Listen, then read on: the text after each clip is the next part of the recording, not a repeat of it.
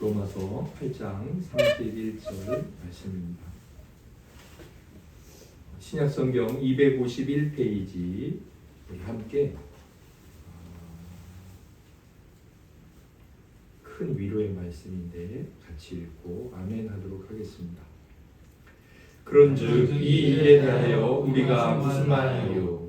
만일 하나님이 우리를 위하시면 누가 우리를 대적하리요?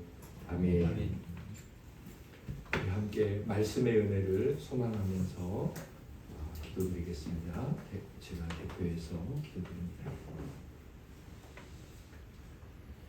성부와 성자와 성령 삼위로 계시지만 모두가 동일한 본질의 한 분 하나님이신 삼위일체의 하나님, 당신께서 감동하시고 부르셔서 이 자리에 나왔사오니 이제는 거룩하신 성령으로 저희들 각 사람 가운데 역사하셔서 복되신 말씀을 잘 깨닫고 또 저희들 삶을 잘 비추어 주셔서 결단하게 하시며 또 이 말씀을 붙들고 살아갈 때 당신께서 영광을 받으시는 경건이 잘 열매 맺을 수 있도록 저희들을 도와주시옵소서.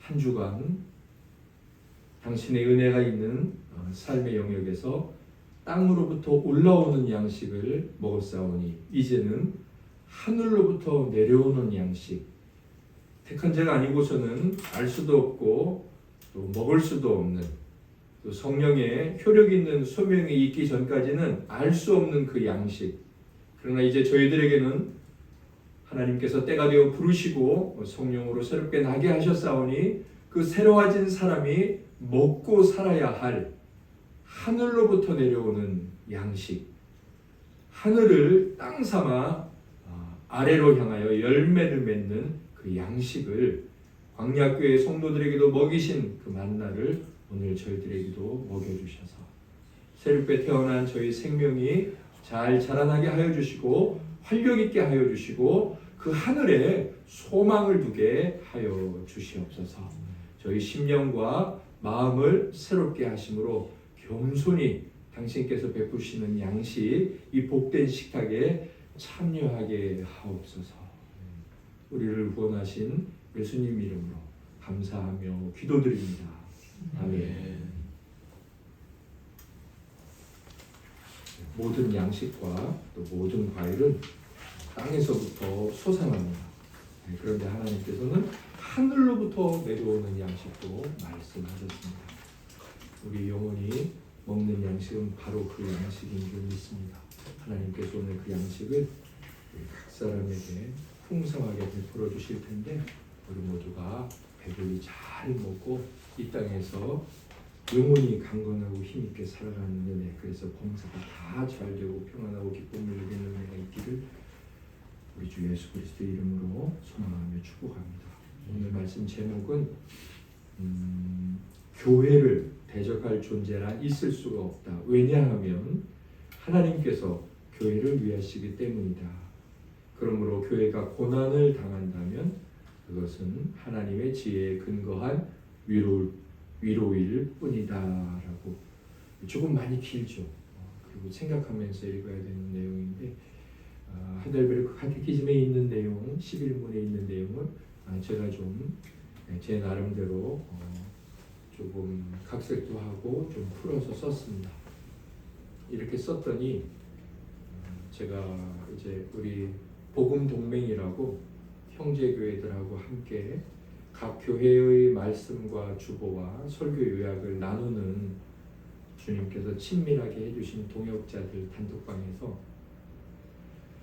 교회를 대적할 존재는 에덴 동산에서부터 그리고 마지막 때까지 있었고 있을 것이라고 하셨는데 교회를 대적할 존재란 있을 수가 없다. 이게 표현이 맞지 않다. 저에게 이렇게 한 목사님께서 글을 남겨주셔서 제가 조금 설명을 해드리고 마음을 달래드렸습니다. 그리고 함께 하나님 안에서 이렇게 주의 뜻을 어떻게 우리가 바르게 품을 수 있고 하나님의 뜻에서 벗어나지 않는 그 길을 찾을 수 있는지 서로 이렇게 권면하고 서로에게 철이 되어서 다듬을 수 있어서 감사하다고 그렇게 결론을 내렸었습니다. 11문 마지막 시간입니다. 그리고 우리가 위로를 얻기 위해서 세 가지 질문을 알아야 한다 그랬는데 드디어 이제 첫 번째 질문을 마치는 거예요. 그러니까 하이델베르크 카테키즘에 큰 주제 세 가지가 있다면 첫 번째 주제를 다 마치게 되는 겁니다. 우리 11문 제가 질문을 읽을 테니까 답을 우리 형제 자매님들께서 읽도록 하시겠습니다. 그러나 하나님은 자비로우신 분이 아니십니까? 그는 또한 영이로우신 분입니다. 그러므로 하나님의 지극히 높으신 위엄을 거슬러 범하는 죄를 극형으로 즉 몸과 영혼을 변하기로 것을 의가 요구하는 것입니다. 이 하이델베르크 카테키즘의 첫 번째 주제는 우리가 비참하다는 사실을 깨닫는 거죠. 거기서부터 이제 우리의 위로가 시작이 되는데 이제 쭉 이 비참함을 깨닫는 과정이 쭉 나와서 그래서 우리가 이렇게 비참하구나 그건 알겠다. 그런데 하나님이 사랑이 많으신 분이라고 성경이 말하고 있는데 우리가 이렇게 환난을 당하는 게 맞느냐 그 부분이 11문에 도달하게 되었습니다. 그리고 당연히 이제 비참함이 끝난다면 그럼 우리가 어떻게 구원을 받을 수 있는가? 이제 그게 큰 주제 두 번째겠죠. 하나님의 자비로우심에 대한 어떤 질문 내지는 의문 또 정말 믿고 싶은 그런 반문일 수도 있는데 그래서 11문에서 우리가 그동안 배워왔던 게 하나님께서 정말 자비로우신 게 맞느냐라는 것 그렇다면 그 하나님이 베푸시는 우리들에게 그 환난은 몇 가지 종류가 있느냐 영원한 환난이 있고 일시적 환난이 있다. 영원한 환난은 택함받지 못한 자들 일시적 환난은 모두가 받는 환난이다. 그리고 환난의 원인이 뭐냐 악인들이 형벌로서 받는 환난이 있다. 그리고 의인들이 당하는 환난은 십자가의 환난이다. 그들도 잘못했기 때문에 받는 환난이 있고 그들에게 유익이 되기 위해서 받는 환난이 있다. 이렇게 살펴봤습니다. 오늘 이제 11문의 마지막 주제인데요. 환난을 당할 때 어떤 위로들이 있는가예요. 그래서 제가 제목을 조금 바꿨습니다. 사실 이것은 일시적 환난에 해당이 되겠죠. 지난번 주제로 살펴본다면 그리고 성도들이 당하는 환난이라고 생각할 수 있겠습니다. 그리고 우리는 이것을 십자가라고 말할 수 있겠죠. 그렇게 본다면 저는 이것을 이렇게 해석할 수 있겠죠. 그 환난이 나에게 십자가였어? 그럼 십자가는 뭐로 끝나지? 부활로 끝나지? 부활은 뭐지? 우리에게 위로가 아닐까. 그래서 원래 하이델베르크 카테키즘에서는 밑에 각주를 보시면 환난을 당할 때 어떤 위로들이 있는가예요. 이게 이제 본래 제목인데 저는 이것을 이렇게 바꿔놨습니다. 환난이라는 위로에 관하여. 그래서 지난번 세 번째 주제 경건한 자들이 십자가 환난을 당하는 원인은 무엇이냐 그 내용과도 조금 흡사하다 생각될 수 있는데 이번에는 그 내용을 조금 더 구체적으로 설명하고 있는 내용이라고 생각하면 좋습니다. 우리는 정말 환난을 받을 때 이런 종류의 위로들이라고 생각해도 되는가? 성경은 당신이 성령으로 말미암아 새롭게 된 생명을 가진 하나님의 자녀라면 어떤 환난을 당하더라도 그것은 이런 위로가 되고 저런 위로가 된다. 그래서 무려 10가지의 위로를 말씀하고 있습니다. 네, 육신적으로든 영적으로든 가정적으로든 개인적으로든 한 공동체적으로든 고난을 당하고 있습니까? 그런데 예수 그리스도를 중보자로 믿으며 하나님을 아버지로 고백하고 있습니까? 여러분들은 이 10가지 중에 한 가지 해당되는 위로가 그 환난과 함께 임하고 있습니다. 아니 그 환난은 이런 위로입니다. 첫째, 그래서 제가 이제 오늘 제목을 이렇게 정했잖아요. 교회는 늘 대적자가 있었는데 무슨 대적이 없다고 말하냐. 근데 사실은 뒤에 이제 교회가 당하는 고난은 하나님의 위로다. 그 고난은 우리들의 위로일 수밖에 없기 때문에, 그래서 그 결론을 봤을 때 대적할 존재는 없는 것이다. 제가 그렇게 말씀을 드렸었어요, 목사님께. 저와 여러분이 이 땅에서 어떤 고난과 환난을 당하든 붙들어야 될 말씀이 바로 오늘 로마서 8장 31절 말씀이에요. 여러 말씀이 또 있겠지만 뭐라고 되어 있습니까? 이 일에 대하여 우리가 무슨 말하리요? 만일 하나님이 우리를 위하시면 누가 우리를 대적하리요? 이 말씀은 우리가 어려움을 당하지 않는다. 우리는 예수 그리스도를 믿는 순간 고난에서 제외된다. 슬픔은 없다. 그런 의미가 아니고요. 어떤 슬픔이든 어떤 고난이든 이제 내가 예수 그리스도를 믿음으로 그것이 나에게 해로운 결말을 가져올 수 없다는 거예요. 너무나 큰 소망의 말씀이죠. 우리가 비록 우리의 비참함에 관해서 살펴보고 있으나 하나님께서는 이 말씀 안에서 우리에게 소망을 주고 계십니다. 하나씩 살펴보죠.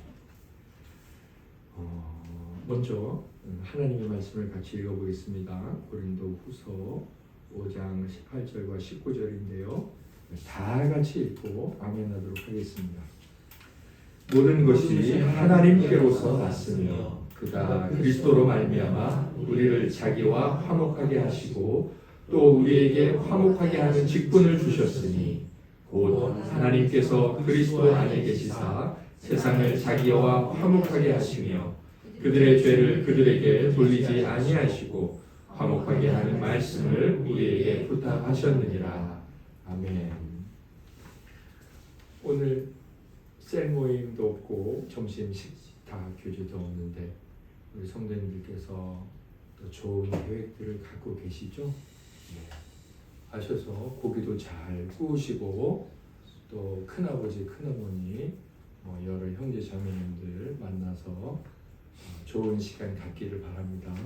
마침 전혀 예상한 것도 아니고 그렇게 의도를 가지고 준비한 것도 아닌데 우리가 이렇게 육신의 친족들을 만났을 때 혹은 가족과 이렇게 바람 쐬러 가려고 하실 때 내가 어떤 자인가를 생각하라라고 하나님께서 말씀해 주시는 것 같아요. 고린도후서 5장 18절에 보면 우리에게 직분이 있어요. 우리가 세상에 나가서 해야 될 일이 있는데 어떤 일이냐면 화목하게 하는 것. 우리가 이 양쪽을 혹은 여러 관계를 화목하게 하는 것. 네, 그것이 우리의 직분이라고 말합니다.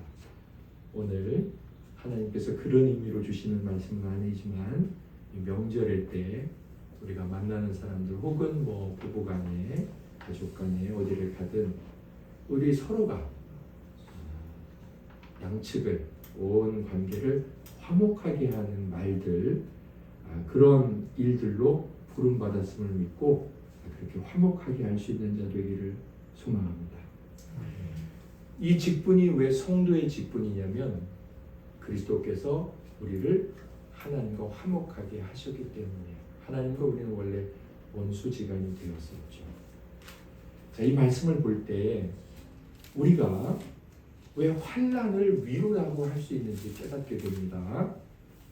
자, 순서상 첫 번째로 오는 위로이자 다른 모든 위로의 밑바닥에 있는 위로가 있습니다. 환난을 받을 때. 그게 무엇이냐면 죄 씻음입니다. 죄를 씻음. 죄를 사해 주시는 거예요. 환난을 받을 때.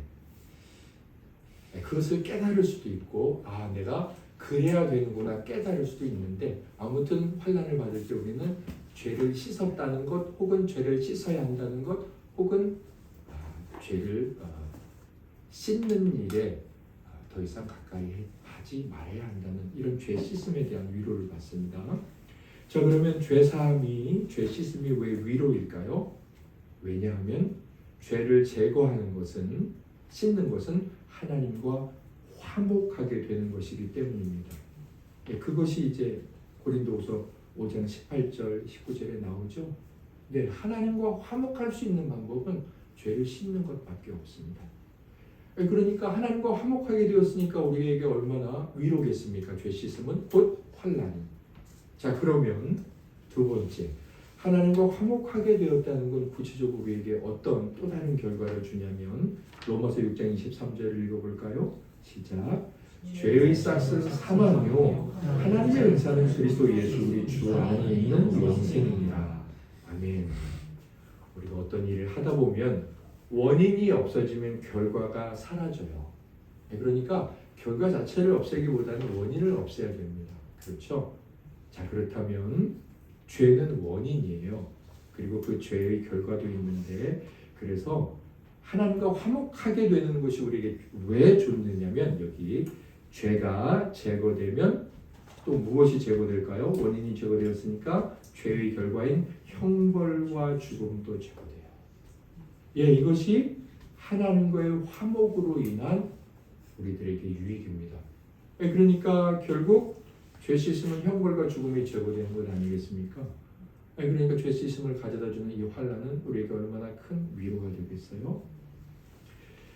그래서 결론적으로 C, 제가 이렇게 C라고 해놨는데, 죄 사함과 그리고 하나님과의 무엇, 뭐겠어요? 화목에 대한 확신이 없다면 이제 이 다음부터 하게 되는 다른 모든 위로들이 소용이 없습니다. 그리고 이 위로가 만일 확실한 근거 위에 세워지게 된다면 다른 모든 위로들이 자연히 뒤따르게 됩니다. 하나님과의 화목이나 죄의 문제가 해결됨이 없이 다른 모든 위로가 있다. 이거 아무런 소용이 없는 거예요. 제가 이제 오늘 하이델베르 카테키즘과 함께 제가 수차례 읽어왔던 C.S. 루이스의 고통의 문제 책을 펼쳐볼 마음을 하나님께서 주셨어요. 그래서 제가 다시 한번 뽑아놓은 이제 글귀들이 있거든요. 형광펜으로 그것들을 쭉 살펴봤는데, 오늘은 그래서 사실 하이델베르 카테키즘과 이 고통의 문제 책, 이 두 가지 책을 제가 적절하게 배치를 한 말씀이기도 합니다. 두 번째 나옵니다. 그게 무엇을 의미하는지. 자, 환난은 또 우리에게 왜 위로가 될까요? 두 번째는 역경에서든 순경에서든. 그러니까 나를 이제 거슬러서 오는 내 삶의 상황이든 얼마나 힘들겠어요. 파도를 거슬러서 가야 되니까. 반대로 순경, 물이 흘러가는 대로 배가 가는 거예요. 얼마나 쉽겠어요. 바람에 이 돛을 바람을 맞고서 가니까 얼마나 쉽겠어요. 자, 일이 안 풀리든 잘 풀리든 역경이든 순경이든 하나님께 순종해야 하는구나. 그 필요성을 깨닫게 됩니다. 환난 때. 그냥 일이 잘 되면 하나님께 순종하고 일이 잘 안 되면 하나님 말씀 안 듣고 그랬던 사람이 환난을 만든 순간 이거 아니네. 잘 되든 못 되든 하나님 말씀 따라야 돼. 이 순종의 원리를 배우게 됩니다. 언제? 환난 때. 그러니 환난은 위로죠. 이 고통의 문제에서 C.S. 루이스가 이렇게 말씀하는 부분이 있습니다. 제가 이제 이 첫 번째 것과 연관이 된다 그랬는데, 하나님은 요거 아니네요. 이거 다음 거예요. 하나님은 쾌락 속에서 우리에게 속삭이십니다. 양심 속에서는 말씀하시고요. 고통 속에서는 소리치십니다. 이게 이런 의미겠죠. 하나님께서는 우리가 즐거울 때 언제나 늘 말씀하시죠. 여기 나와 있는 이 말씀은 하나님은 늘 말씀하신다는 거예요. 그런데 우리가 기쁘고 즐겁고 일이 잘 될 때는 하나님의 음성의 볼륨이 한 몇 단계 될까요? 1단계. 자, 그리고 우리가 양심 가운데서, 그러니까 성경의 말씀을 들을 때 혹은 성도 간의 교제가 있을 때, 그렇게 하나님의 진리 가운데 거할 때는 하나님의 음성이 그때도 들려오겠죠. 볼륨이 한 몇 될까요? 한 5 되는 거죠. 자, 그런데 우리가 고통을 당할 때 그때도 하나님의 말씀이 있어요. 힘들고 인생이 꼬이고 어려운 일을 만났을 때, 병들었을 때, 자, 그때 하나님의 들려오는 음성의 볼륨이 몇이에요? 그때는 10이에요. 맥스죠. 가장 커요. 이 C.S. 루이스가 자기가 인생을 살아오면서 다 있지 않겠습니까? 좋을 때, 슬플 때, 하나님 앞에 섰을 때. 그때 생각해 보면서 언제 내가 이 삶을 이렇게 살면 안 되겠구나. 내가 돌이켜야 되겠구나. 사람이 이렇게 살아서는 안 되지. 언제 그때 그렇게 강렬하게 하나님께서 말씀하시는 소리를 듣고 돌이켰을까요? 그때가 바로 자기가 고통을 당했을 때라는 거예요. 그래서 C.S.가 이 책에서 고통의 문제라는 이 제목의 책에서 말하고 있는 그 중요한 결론 중에 결론 같은 건 이거는 성도에게 고통만큼 유익한 게 없다는 거예요. 사실 우리는 모든 것이 잘 될 때 하나님을 더 생각하느냐? 그렇지 않습니다. 자기 인생에 대해서 언제 진지해지냐면 정말 고통을 만났을 때. 그래서 환난은 이 정말 깊은 하나님의 사랑과 은혜를 생각하는 자에게는 그만큼 위로가 아닐 수 없습니다. 곁들여서요, 환난 중에도 뭐 당연히 위로가 되니까 순종해야 되는데 우리가 왜 더더욱 순종해야 하는지 한번 생각해보고 넘어가죠. 왜 순종해야 돼요? 환난 중에도 첫째는 하나님께서 우리 아버지시잖아요. 예, 하나님께서 우리 아버지시잖아요. 제가 10년도 더 됐죠. 그 인간극장이라는 프로를 봤는데 아버지 어머니가 둘 다 한 5살, 7살 정도 되는 지능을 가지고 있는 장애인이에요.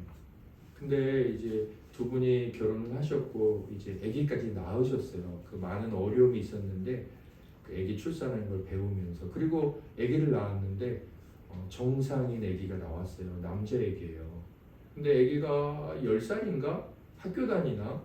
근데 정상 아이죠. 근데 자기 어머니 아버지를 참 공경하고 어머니 아버지가 시키는 말을 잘 따라요. 걔 이유를 말하는데 제가 이제 10년도 더 됐으니까 잘 생각이 안 나는데 네가 왜 엄마 아빠 말을 따라야 되냐 그랬을 때 그 아이가 이렇게 말했던 것 같아요. 우리 아빠니까요. 우리 엄마니까요. 근데 제가 그때 좀 뭔가 이렇게 머리를 무엇에 맞은 느낌이었어요. 이제 우리는 어떤 조건을 부여해서 그 상대가 말하는 것에 권위를 실으려는 하는 생각들이 기본적으로 있어요. 내가 당신의 말을 듣고 싶다면 당신은 이 정도 내가 그것을 따를 만한 권위를 갖춰야 돼. 그리고 거기에다가 심지어 부모를 두는 거죠. 사실은 그렇지 않다는 거예요. 물론 부모가 악하고 나쁜 일을 시킬 때도 있죠. 일반적인 것을 말하는 건데 하나님은 우리 아버지시죠. 뭐 하나님이 나에게 이렇게 했어 저렇게 했어 그러니까 나는 이때는 듣고 안 들어 그게 아니라 그분이 아버지이기 때문이라는 거예요.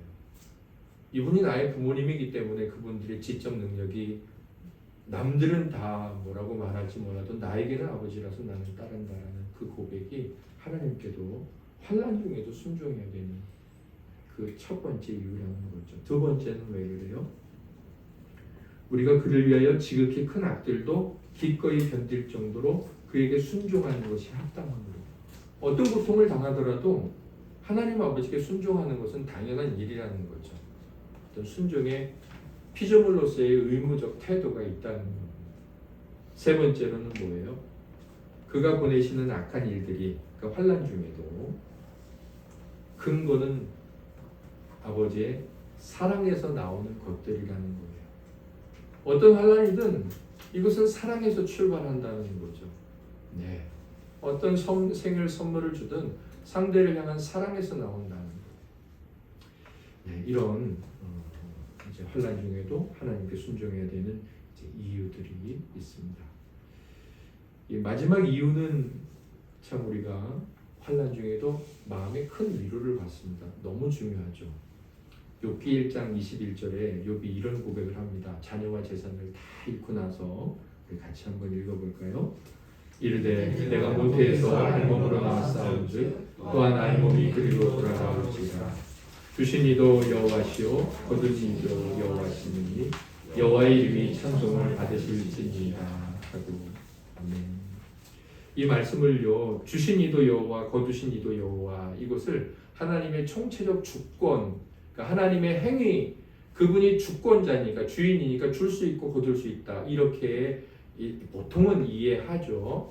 그런데 왜 주느냐 그 이유를 한번 따져봤을 때 하나님이 왜 주셨어요? 왜 그 아들과 딸들 7셋 그렇게 주시고 많은 재산을 왜 욥에게 주셨어요? 사랑하니까 주셨죠. 자, 그럼 그분의 행위는 똑같을 수밖에 없잖아요. 그분은 영원하신 분이니까. 그러면 그분의 거두어 가심도 그 이유와 똑같을 수밖에 없다는 의미가 내포되어 있어요. 결국 이것을 생각할 때 나를 이렇게 잘 되게 해주시고 평안하게 해주셨어. 그동안 나를 사랑하잖아. 근데 내가 이렇게 요즘 왜 안 되고 힘들지? 똑같이 나를 사랑하시기 때문에 이렇게 하시는 거예요. 네. 세 번째로 환난이라는 위로. 환난이 왜 위로일까요? 순종이 진정한 덕임을 깨닫게 되는 위로. 즉 그 결과로 십자가 아래서 낙심하지 않게 되는 위로가 있습니다. 무슨 말이냐면요. 하나님과의 관계에서 성도의 덕 혹은 하나님 아버지의 어떤 양자로서 이 자녀로서의 가장 아름다운 모습이 뭘까? 성도의 덕, 그것은 순종이구나. 그것을 깨닫는 거예요. 그러면서 어디에서까지 순종하죠? 우리의 형님이자 하나님의 친자, 유일한 친자인 그리스도는 어디에서까지 순종하셨죠? 십자가 아래서까지. 십자가는 단순히 그분이 육신적인 고통을 당하는 것으로서의 대단함이 아니에요. 순교자들, 더한 순교자들도 있죠. 양호수는 불로 태워졌잖아요. 그분이 거룩하신 하나님이시면서 죄가 없으신 분으로서 죄를 짊어지는 그 고통인 거죠. 그것까지도 순종하셨잖아요.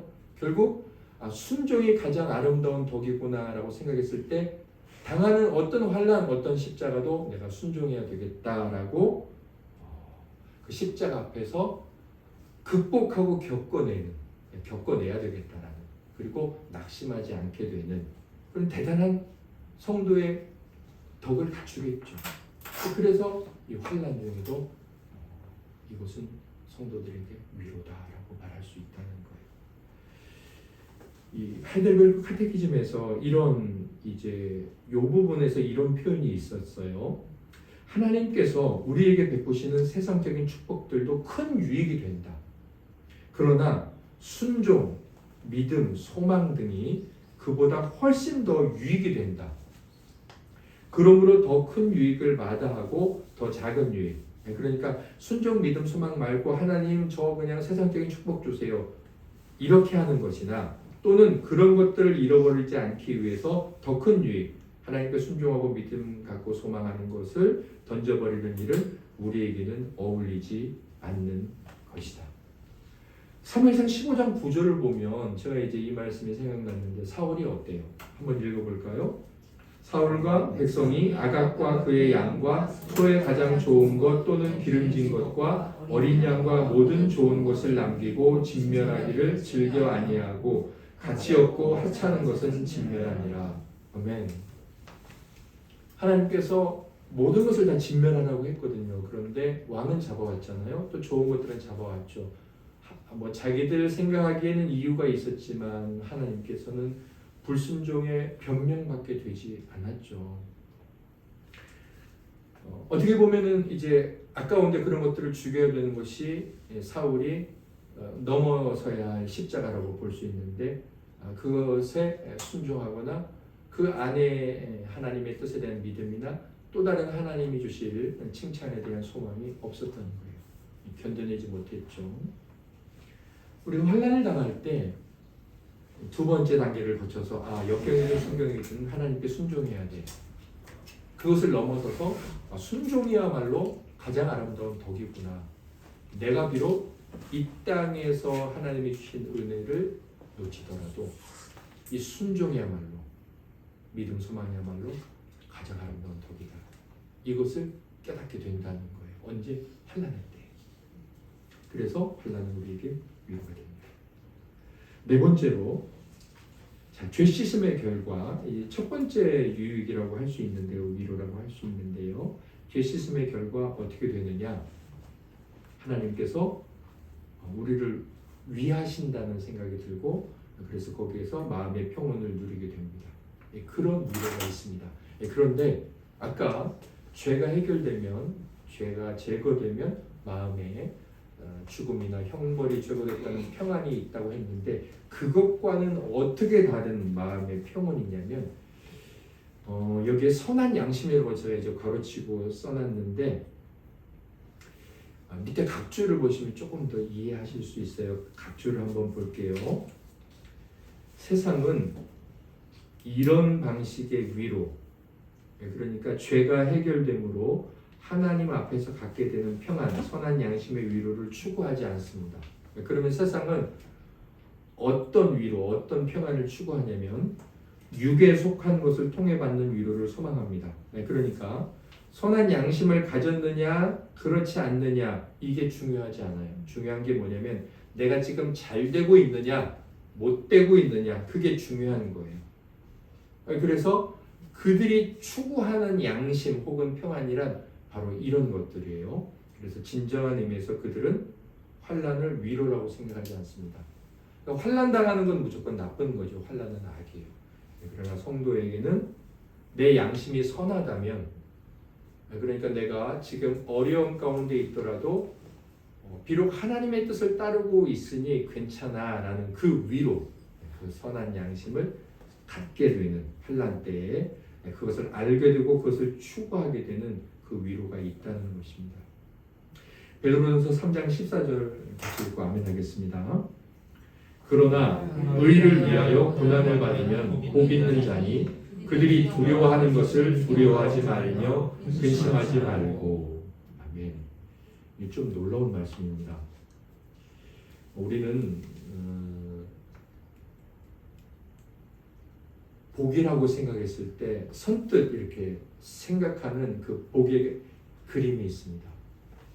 편하고 잘되고 또 돈이 많아지고 건강하고. 그러나 베드로 사도께서는 이렇게 말씀하시죠. 고난이 복이다. 뭐라고 말씀합니까? 고난이 복이라는 거예요. 그런데 그 고난이 어떤 고난이에요? 의를 위한 고난이라는 거죠.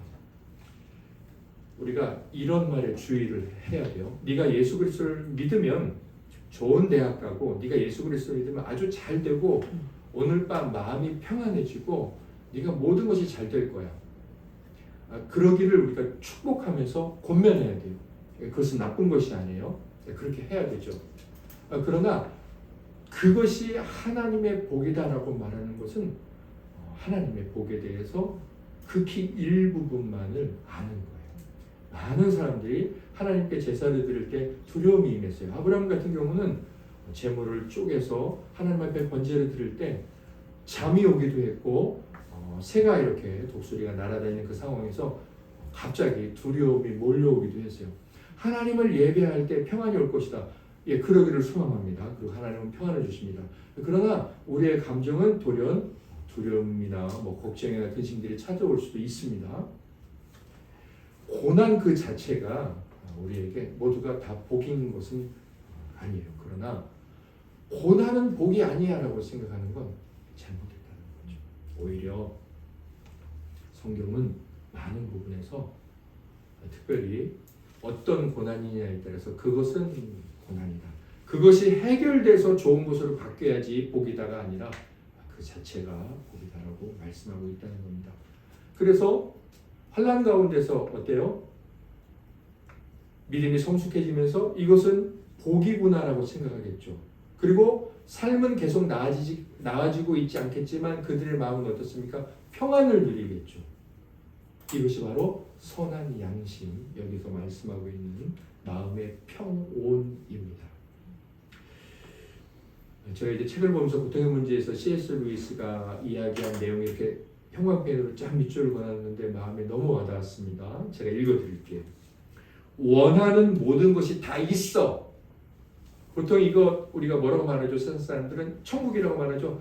네가 먹고 싶은 모든 김밥의 종류가 다 있어. 김밥 천국. 네가 하고 싶은 모든 게임이 다 있어. 게임 천국. 자, 세상 사람들은 원하는 모든 것이 다 있어. 그걸 천국이라고 생각해요. 근데 우리도 그렇게 생각합니다. 자, 근데 보세요. 원하는 모든 것이 다 있다는 말은 그 모든 것 안에 하나님이 포함되어 있지 않을 때 그야말로 무서운 일이 되어버립니다.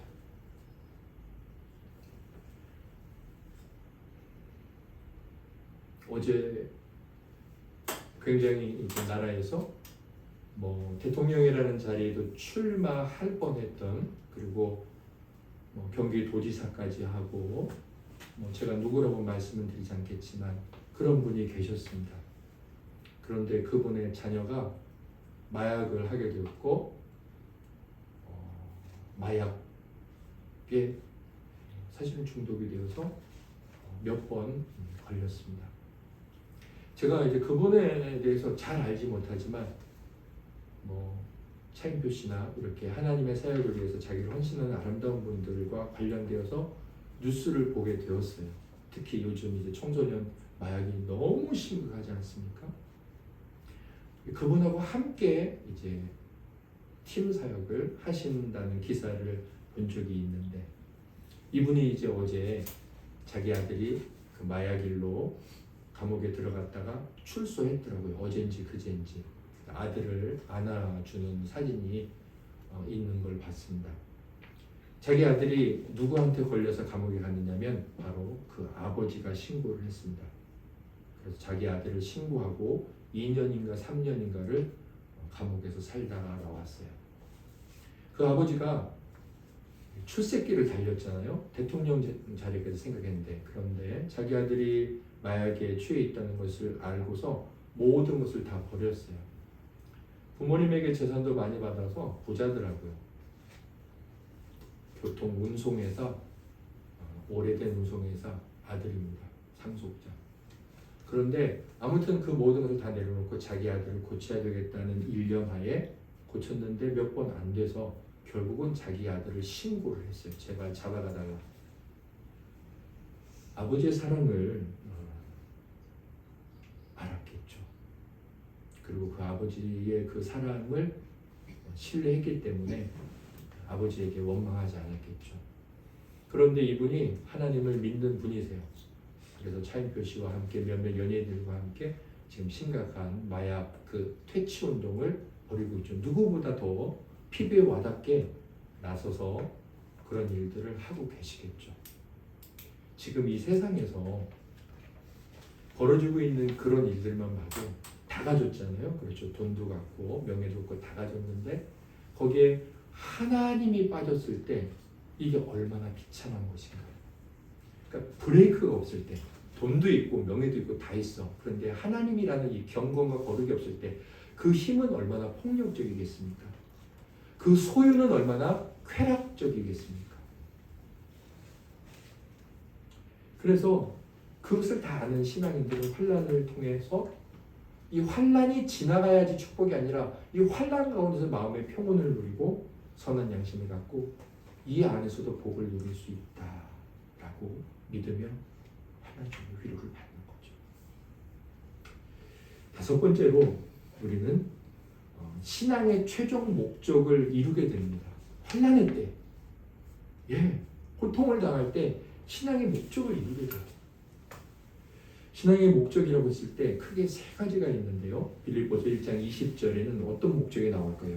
우리가 예수 그리스도를 믿고 오늘 예배를 드리는 이 목적, 첫 번째 목적이 뭘까요? 먼저 말씀을 읽겠습니다. 나의 간절한 기대와 소망을 따라 아무 일이든지 부끄러워하지 아니하고 지금도 전과 같이 온전히 담대하여 살든지 죽든지 내 몸에서 그리스도가 존귀하게 되게 하여 하나니. 아멘. 바울의 간절한 기대와 소망은 뭐예요? 예수 그리스도를 믿고 그것은 하나님께서 영광 되시는 것, 하나님의 영광이 드러나는 것, 혹은 하나님의 영원하오지시는 것입니다. 하나님의 영광입니다. 이게 저와 여러분들의 신앙의 목적이에요. 저와 여러분들이 하나님 앞에 나와서 찬양을 드리고 말씀을 듣고 묵상을 하고 우리가 서로 사랑하고 이 목적은 뭐냐? 하나님의 영광을 위해서요. 두 번째 목적은 뭐냐? 제가 빌립보서에서만 찾았습니다. 빌립보서 1장에서만 일부러 빌립보서 1장 28절 29절 읽겠습니다. 무슨 일에든지 대적하는 자들 때문에 두려워하지 아니하는 이 일을 듣고자 함이라. 이것이 그들에게는 멸망의 증거요 너희에게는 구원의 증거니 이는 하나님께로부터 난 것이라. 그리스도를 위하여 너희에게 은혜를 주신 것은 다만 그를 믿을 뿐 아니라 또한 그를 위하여 고난도 받게 하려 하심이라. 아멘. 여기 있는 말씀의 내용은 이제 결국은 구원이거든요. 신앙의 최종 목적은 뭐예요? 두 번째, 우리의 구원입니다. 예수 왜 믿어? 나 구원받으려고. 그게 첫 번째가 아니라 두 번째예요. 아무튼 환난의 때 우리의 구원도 잘 이루어지게 되는, 그래서 환난은 우리에게 위로라는 거죠. 빌립보서 1장 14절 같이 읽겠습니다. 세 번째, 형제 중 다수가 나의 명임으로 말미암아 주 안에서 신뢰함으로 겁없이 하나님의 말씀을 더욱 담대히 전하게 되었느니라. 아멘. 빌립보서는 바울의 네 가지 책, 에빌골빌, 에베소서, 빌립보서, 골로새서, 빌레몬서, 감옥에서 쓴 편지 중에 하나예요. 아니, 하나님을 잘 믿고 복음을 전하는 사도가 감옥에 가? 하나님 믿는 거 능력 없네. 떨어져 나갈 수 있잖아요. 그런데 어떤 사람들이 있었어요? 오히려 바울이 감옥에 갔는데 더더욱, 그리고 오히려 겁없이 하나님의 복음을 전하는 자들이 있었어요. 물론 그들이 이제 바울과 갈등하는 그런 양상을 보이기는 했지만 아무튼 어땠습니까? 바울은 환난을 받음으로 다른 사람들의 회심과 교회를 확장하게 했어요. 고난을 받음으로 오히려. 자, 이렇게 신앙의 최종 목적들 세 가지를 이루게 되는 위로가 언제 있습니까? 환난할 때 있다는 거예요. 그래서 교회와 성도에게 환난은 하나님의 크나큰 위로, 하나님의 아름다움을 찬양할 수 있는 시간이기도 합니다. 자, 여섯 번째, 환난할 때 또 우리는 어떻게 이것이 위로가 될 수 있다고 믿어야 합니까? 고린도전서 11장 32절입니다. 함께 읽겠습니다. 우리가 판단을 받는 것은 주께 징계를 받는 것이니 이는 우리로 세상과 함께 정죄함을 받지 않게 하려 하심이라. 아멘. 우리가 매주 마지막 주에 신앙 서적을 읽고 그 성찬에 참여하죠. 복된 식탁에. 그때 제가 고린도전서 11장 말씀을 읽지 않습니까? 고린도 교회 성도들이 이 성찬에 참여할 때 부자 성도들이나 가난한 성도들이나 혹은 먼저 온 성도들이나 나중 온 성도들이나 질서가 없었어요. 먼저 온 사람들은 먹고 그리고 포도주를 많이 마셨으니까 어때요? 취했겠죠. 나중에 온 사람들은 먹을 것이 없고, 그렇게 잘 지켜지지 않았어요. 그래서 주께서 베푸신 이 복된 식탁에 육적으로 참여하는 그들을 바라보면서 너희들이 어떤 자들은 병들었고 어떤 자들은 죽기까지 했다. 이건 뭐예요? 하나님의 징계죠. 그러나 교회 안에 성도들을 하나님이 그렇게 병들게 하고 죽게 하는 것은 징계라는 거예요. 지옥에 떨어뜨리는 것이 아니라는 거예요. 밑에 설명하고 있죠? 우리가 그렇게 하나님께 판단을 받았잖아요. 이건 뭐예요? 징계받는 거예요. 그래서 세상이 멸망당할 때 멸망하지 않게 하시려고, 비록 병들고 또 죽기까지는 했으나 그들이 지옥에 떨어지지 않고 구원을 받는 것이다. 이렇게 성도가 받는 징계의 환난은 다른 것이다 라고 말씀하고 있죠. 우리가 사건을 비교하게 되죠. 사건을 비교함으로 참되게 나은 것을 신뢰하며 소망하게 되는 위로가 있다 그랬습니다. 우리는 고난을 당하면 생각하게 됩니다. 그리고 그 고난 가운데서 어떤 것이 더 나은 것인가, 어떤 것이 더 못한 것인가를 비교하게 돼요. 당연히 비교합니다. 그렇죠? 피드백하게 되겠죠? 그리고 나서 더 나은 것을 선택하죠. 그래서 환난은 우리에게 위로라는 거예요. 어떤 것이 영원인가를 생각하게 되겠죠. 그래서 환난은 우리에게 위로가 됩니다. 일곱 번째, 또 환난은 왜 믿는 성도 교회에게 위로일까요? 마태복음 5장 12절입니다. 12절 중간까지 시작. 나로 말미암아 너희를 욕하고 박해하고 거짓으로 너희를 거슬러 모든 악한 말을 할 때에는 너희에게 복이 있나니 기뻐하고 즐거워하라. 하늘에서 너희의 상이 큼이라. 아멘. 할렐루야. 하나님 앞에 저도 하나님, 제가 육신적으로 힘들고 피곤할 때, 여러 가지 상황에서 뜻하지 않은 어려움을 만날 때 그때도 기뻐하고 즐거워했으면 좋겠습니다. 그게 사실은 이제 저의 간절한 소망인데 참 어렵고 잘 안 되죠. 그런데 주님께서 이렇게 말씀하셨으니 해야 되겠죠. 주님은 환난을 받는 성도들에게 왜 기뻐하고 즐거워하라고 했을까요?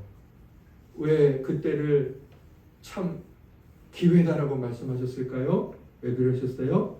너희에게 복이 있다. 너희에게 상이 크다. 우리는 7번에 환난이 왜 위로냐 이렇게 적으셔야 돼요. 상급에 대한 소망을 품게 되는 위로가 그때 있다는 거예요. 그래, 내가 예수를 위해서, 복음을 위해서 믿음을 지키느라고 이렇게 불편하고 어렵고 이렇게 조금 고난을 당하고 싫은 소리 듣고 입장이 난처해지지만 그리스도께서 약속하셨어. 마태복음 5장 11절과 12절에 그래 참고 견디자. 상이 있어. 자, 이렇게 상급에 대한 소망을 그때 품겠죠. 이 땅에 상급과 소망이 많으면 감사하긴 해요.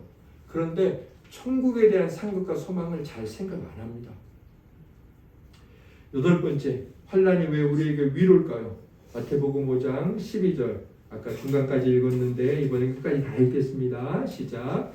기뻐하고 즐거워하라. 하늘에서 너희의 상이 큼이라. 너희 전에 있던 선지자들도 이같이 박해하였느니라. 아멘. 여러분들이 참된 성도, 참된 하나님의 자녀인 줄 알 수 있는 방법이 여러 가지 있을 수 있겠지만 이것만큼은 100% 확실합니다. 성경 끼고 주일날에 교회 온다? 그거 100% 아닙니다. 찬양할 때 함께 찬양한다? 그것도 100% 아닙니다. 여기 지금 신천지 들어와서 안상홍 들어와서 함께 찬송하면 그 사람 예배당에 와서 찬송했으니까 100% 하나님의 자녀입니까? 아니죠. 절대로 아니에요. 그런데 이건 100%예요. 예수 그리스도와 믿음과 복음을 위해서 고난을 받아요. 그렇다면 그건 100% 하나님의 구원받은 백성입니다. 전에 있던 너희 선지자들도 이같이 박해하였느니라. 네가 참된 성도임을 알고 싶느냐? 아주 좋은 캐논이 있어. 자, 너 한번 여기다 한번 재보자. 가서 재봐봐. 거기에 들어맞냐? 너 참된 하나님의 자녀고 기뻐하고 즐거워해. 상급 받을 거야. 주님은 온 인류 역사의 모든 성도들에게 있는 공통점은 복음을 위해서 환난을 당하는 것이라고 말씀을 하셨습니다.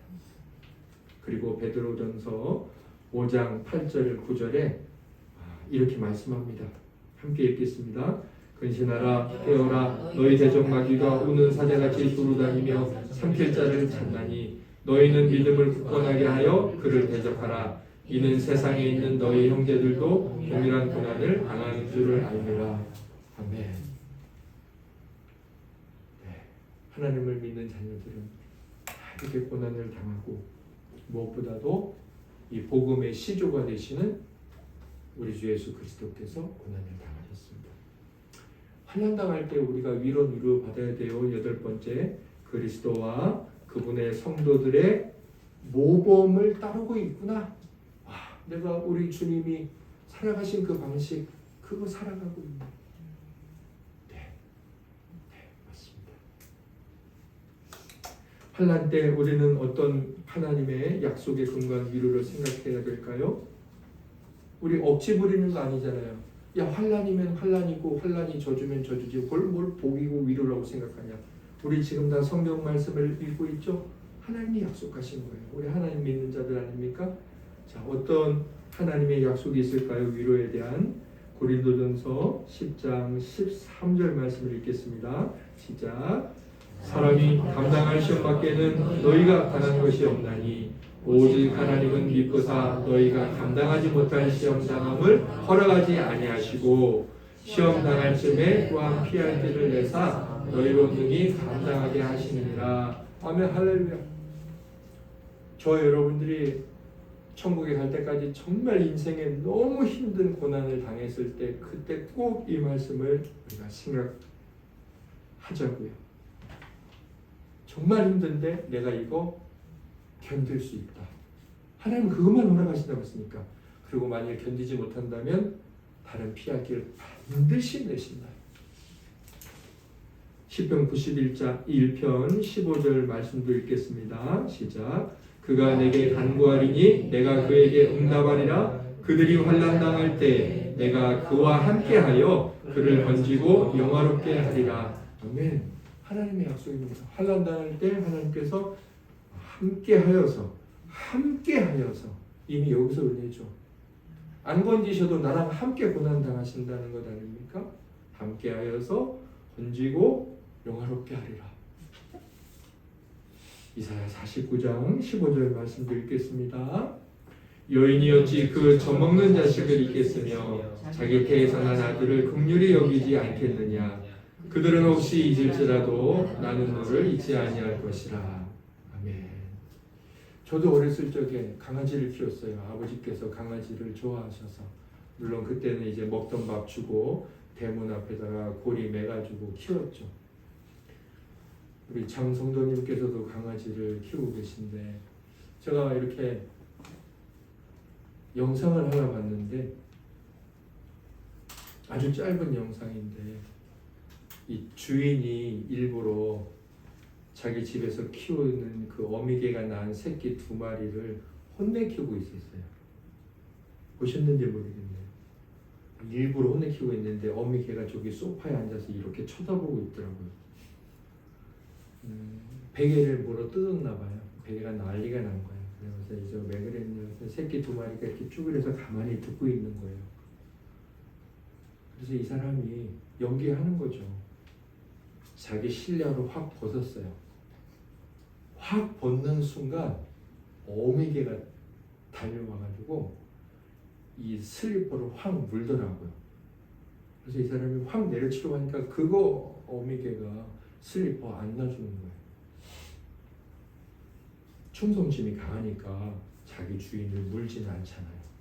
근데 지 새끼를 때리는 건 못 보는 거예요. 이게 모성애 아닙니까? 짐승에게도 있는 모성애. 그럼 사람에게 있는 이 모성애는 어떨까요?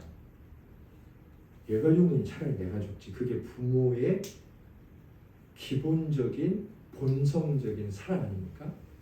그런데 그 인간의 가장 밑바닥에 있는 근본 모성애가 사라졌다고 해보자. 그래서 자기가 젖을 먹은 자식을 잊어버렸어. 그 가장 위대하고 근본적인 사랑까지도 없어진다고 해도 내 사랑은 안 없어져. 그게 하나님의 마음이에요. 여인이 그 젖 먹는 자식을 어찌 잊겠느냐. 자기 태에서 나들을 국률이 여기지 않겠느냐. 혹시 인간의 밑바닥에 있는 가장 큰 사랑의 본성이 사라진다고 해도 너를 향한 내 사랑은 안 사라져. 그게 하나님의 마음이에요. 자, 이런 구약과 신약의 말씀들을 봤을 때 환난 중에 우리가 뭔 생각해야 될까요? 하나님께서 그의 성령으로 하나님은 반드시 함께 계십니다. 아까 시편 91편 15절에 뭐라고 말합니까? 너 환난 당할 때 환난 그 자리에 그 네 마음에 내가 함께 하겠다. 자, 성령으로 우리와 함께 계시사 십자가를 지는 우리를 강건케 하시고 우리가 거기에 넘어지지 않도록 하시는 그 위로가 있다는 겁니다. 지난주에 이명 집사님께서 정원래 집사님이 이제 수술 받는 날 휴가를 내야 되느냐 말아야 되느냐 잠깐 말이 와갔는데 아니 그걸 왜 고민해? 당연히 와야지. 아니 40 중반 돼가지고 이제 어른에다가 아들도 저렇게 컸는데 아내가 옆자리에 있어야 된다고 애기처럼 내 아내가 옆에 있어야지. 이명주 집사님 그날 그 수술의 자리에 마취주사 맞는 자리에 의사가 수술을 집도하는 그 자리에 회복되는 자리에 심령의 성령께서 함께 계시는 줄 믿습니다. 할렐루야. 우리가 그렇게 간절하게 어려운 일 있을 때 내 옆에 당신이 있어줘. 그게 내 위로야. 아내가 뭘 하겠어요? 옆에서 뭘 하겠어요? 할 줄 아는 게 아무것도 없어. 근데 그 옆에 있는 것 자체가 우리가 얼마나 큰 위로가 됩니까? 근데 하나님께서 환난 당할 때 내가 너와 함께하여 너를 건지고 너를 영화롭게 하겠다. 환난할 때 우리가 이 고통과 아픔과 슬픔과 절망 이 생각만이 아니라 말씀의 근거한 하나님의 크신 실제적 위로를 붙들고 그때 위로와 소망을 경험해야 할 것입니다. 마지막 환난은 왜 우리에게 위로일까요? 성도에게, 교회에게. 요한계시록 21장 4절 말씀입니다. 모든 눈물을 그 눈에서 닦아주시니 다시는 사망이 없고 애통하는 것이나 곡하는 것이나 아픈 것이 다시 있지 아니하리니 처음 것들이 다 지나갔습니다. 아멘. 장례 예배 때 많이 부른 이제 고백하는 말씀이고 증거되는 하나님의 약속인데요. 환난할 때 우리는 완전하고 최종적인 구원이 있다. 이제 환난 중에도 내 생명과 목숨이 끊어지는 그런 이제 환난이 있지 않겠습니까? 그렇겠죠. 9번째 환난처럼 질병을 고치고 회복시키는 환난도 있지만 그냥 암이나 뭐 여러 가지 문제들로 죽는 환난도 있을 것 아닙니까? 그럼 그때는 하나님 함께 계시고 나를 치료해 주시고 나를 영원롭게 하신다는 고백할 수 없잖아요. 그러면 하나님의 위로는 환난 때 더 이상 없으니까 제한적입니까? 그렇지 않다는 거예요. 환난 중에 최종적인 구원, 그것이 나에게 있다. 이 내용이 참 아름다워서 제가 밑에 가져왔는데 읽어드릴게요. 이 최종적인 구원과 관련해서 형벌에도 여러 정도가 있는 것처럼 구원에도 여러 정도가 있는 법이다. 첫 번째 구원의 정도는 이 땅에서 금생에서 주어진다. 그래서 영생이 시작되죠. 영원한 생명은 이 땅에서 시작이 돼요. 예수 그리스도를 믿으면. 자, 이 구원의 정도는 좋지만 약하죠. 자, 그 다음에 두 번째 정도는 뭐냐? 육신적인 죽음에 있다. 이때에는 우리의 영혼이 어떻게 되죠? 아브라함의 품에 안기게 됩니다. 대단한 위로죠. 자, 그런데 이것도 끝이 아니에요. 세 번째 구원의 정도는 죽은 자의 부활과 그들이 영화롭게 되는 데에 있다. 지금 읽은 요한계시록 21장 4절 말씀이에요. 이때 우리는 몸과 영혼 모두가 완전한 복락 가운데 있을 것이다. 네, 우리가 구원의 이 정도에 대해서 생각해 볼 수 있는 내용이어서 제가 가져왔습니다. 오늘 이렇게 우리가 이제 사나 죽으나 우리의 유일한 위로가 무엇인가에 관한 그 하이델베르크 첫 번째 질문, 이걸 반드시 알아야 되는데 우리의 죄와 비참함이 얼마나 크냐에 대해 알아봤습니다. 그리고 이 고통과 관련해서 제가 마지막으로 제 영혼과 우리 지체들에게 권면해 드리고 있는 내용이 있는데요. 마태복음 22장 37절을 같이 읽어보겠습니다. 시작. 예수께서 이르시되 내 마음을 다하고 목숨을 다하고 뜻을 다하여 주 너의 하나님을 사랑하라 하셨으니. 아멘. 이 내용은요, 우리가 하이델베르크 요리문답 네 번째 했습니다.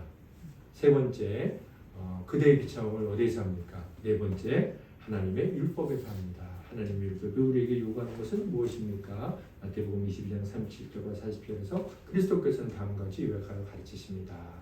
에 나오는 내용이에요.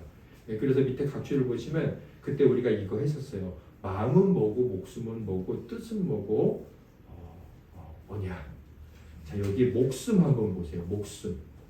목숨은 하이델베르크 요리문답은 이렇게 이제 설명을 해요. 영어로는 soul. 그래서 목숨이란 우리의 존재 중에서 의지를 담당하는 부분을 뜻한다. 여러분들 오늘 오후에 뭐 하실 거예요? 뭐 하고자 하는 의지 있죠? 가기 싫어. 나 그냥 취소할래. 그게 다 의지죠. 자, 이 목숨과 관련해서 생각해 볼 것이 무엇이냐면 이 목숨, 의지라는 부분이 우리가 환난을 만나고 환난은 곧 고통 아닙니까? 고통하는 문제와 상당히 연관되어 있다는 거예요. C.S. 루이스가 고통의 문제라는 책에서 이런 이야기를 해요. 우리는 단순히 개선될 필요가 있는 불완전한 피조물이 아닙니다. 뉴먼이 말했듯이 우리는 어떤 존재냐면 손에 든 무기를 내려놓아야 할 반역자들입니다. 저나 여러분이나 우리를 너무 좋게 생각하면 안 돼요. 제가 맵린이 매운 것을 못 먹는 어린이라고 얘기했더니 사모님께서 그걸 뭘 그렇게 예쁘게 표현하세요? 매운 건 못 먹는 찌질이지 맵찔이라고 하세요. 그렇게 이야기를 하셨어요. 저 여러분들은 뭐가 좀 부족해. 하나님이 이것 좀 주시면 나는 좀 괜찮은 인간이 될 텐데 오늘 예배를 드리고 더 괜찮은 인간이 되었습니다. 라는 저와 여러분들을 뭔가 사실은 잘못된 평가를 하면 우리는 잘 나아지지 않아요. 문제가 해결이 안 돼요. 강하게 맵찔이 그래야지 정신 똑바로 차리고 고추도 한번 먹어보는 거죠. 맵린이 그러면 귀염받는 줄 알고 오냐오냐 하고 그 버릇 못 고치죠. 우리는 부실한 부족한 자라기보다 우리는 하나님을 반역한 자들이에요. 우리는 배신자예요. 하나님을 거스른 자예요. 무기를 들고 하나님 저와 함께 싸워봅시다. 하나님 그 자리 제가 앉을 겁니다. 라는 반역자들이라는 거죠. 자, 그런데 그 반역자의 깊은 곳, 그 반역의 근원이 뭐냐면 의지라는 거예요. 그래서 C.S. 루이스는 우리가 왜 이렇게 고통을 당하느냐, 인간 세계에 이렇게 고통이 있느냐라는 고통의 문제의 그 근원에 하나님을 반역하게 했던 우리의 의지가 있다는 거예요. 선악과 먹지 말라고 했으면 순종해야 되는데 그 순종을 싫어하고 내 의지를 가지고 나는 먹을 거야. 하나님 이렇게 살아가라고 말하는데 싫어요. 저 이렇게 살 거예요. 라는 자기의 불순종이고 육신의 정욕에 속한 의지대로 산다는 거예요. 사실은 상당한 고통과 환난이 거기에 있다는 거예요. 하나님을 믿으면서 고통당하는 것들. 물론 우리는 신자의 이 환난의 여러 이유들을 살펴봤죠. 십자가를 하고. 그럼에도 불구하고 우리의 의지를 꺾지 않을 때 사실은 많은 환난과 고통이 있다는 것입니다. 그래서 그 원인이 무엇이냐를 고민하지 말고 제가 권면드리고 싶은 참된 것은 저희의 의지, 여기 오늘 목숨을 다하고 그랬잖아요. 우리의 의지를 하나님께 다 드리는 연습, 그리고 그것을 다 드리셨던 예수 그리스도의 피를 의지해서 하는 회개를 하나님 앞에 늘 고백하는 거예요. 그러면서 점점 더 의지가 하나님 앞에 이렇게 꺾이는, 내가 생각하기 아무리 좋아하고 훌륭해 보여도 그것을 기꺼이 하나님 앞에 꺾을 줄 아는, 읽은 말씀과 들은 말씀 앞에 내 의지를 이렇게 순복해드리는 그런 삶을 살자. 그런 반역자의 삶을 돌이키자. 그런 권면의 말씀을 드립니다. 우리 다 같이